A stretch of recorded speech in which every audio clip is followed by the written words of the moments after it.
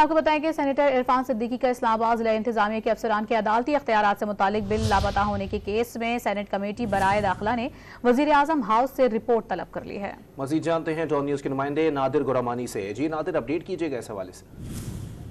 इरफान सिद्दीकी का बिल था जो जिला इंतजामिया इस्लामाबाद की है, उसके अदालती अहकामात के हवाले से बिल तकरीबन 15 माह कबल जो है वो कौमी असम्बली और सेनेट से मंजूर हुआ था और वो बिल ताहाल जो है वो सामने नहीं आ सका।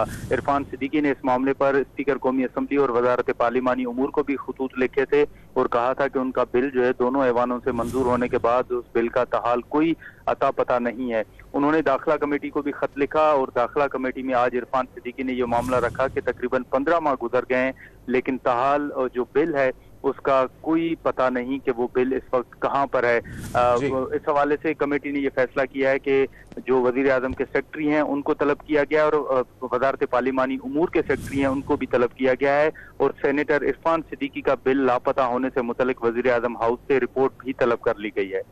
बहुत शुक्रिया नादिर गुरामानी अपडेट करने के लिए।